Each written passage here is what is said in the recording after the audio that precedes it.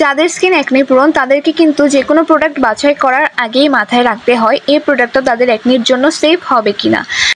আমরা কিন্তু সকলেই জানি সেন্টালা এশিয়াটিকা আমাদের যাদের অ্যাকনি প্রোন স্কিন তাদের জন্য কতটা ভালো।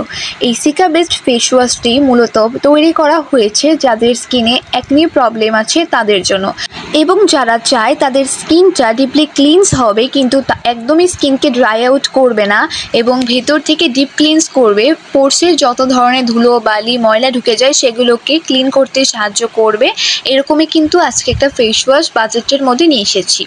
এটার ব্র্যান্ড হচ্ছে নেচার স্কিন, আর এটা কিন্তু একটা কোরিয়ান ফেস ওয়াশ। এর প্রাইস মোটামুটি 700 থেকে 800 টাকা, 152 ml পরিমাণে আসে। তো এটা নিয়ে ডিটেলসে রিভিউ করা যাক।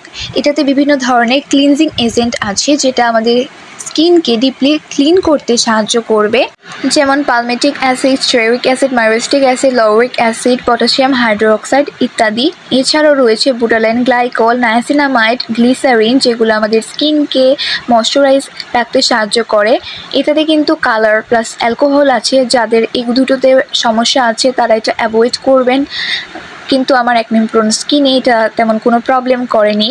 এই ফেস ওয়াশটা আমি আমার অ্যাকনি প্রোন স্কিনে ইউজ করছি। আমার স্কিন টাইপ কিন্তু অয়েলি, তারপরেও আমার এই ফেস ওয়াশটা ইউজ করার পরে ক্লিনে কোনো ধরনের অ্যাকনি হয়নি, বরংটা অ্যাকনি কমেছে, প্লাস আমার স্কিনকে খুব ভালোভাবে ক্লিন করেছে।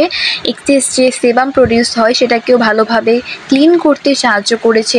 আরেকটা কনফিউজিং বিষয় হচ্ছে এটাতে কিন্তু হোয়াইটেনিং আছে লেখা এর প্যাকেটের গায়ে, বাট এটা দেখে কেউ কনফিউজড হয়ে যাবেন না যে এটা আমাদের স্কিনকে ব্রাইট করে ফেলবে কিনা।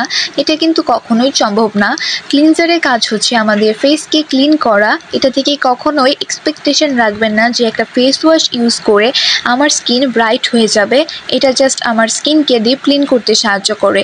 এটা কিন্তু কোরিয়ানরা একটা মার্কেটিং টার্ম হিসেবে ব্যবহার করে থাকে। এই ফেস ওয়াশটি মূলত যাদের স্কিন অয়েলি অ্যাকনি প্রোন তাদের জন্য সুইটেবল, যাদের স্কিন নর্মাল টু ড্রাই তাদের জন্য এটা আমি রেকমেন্ড করব না।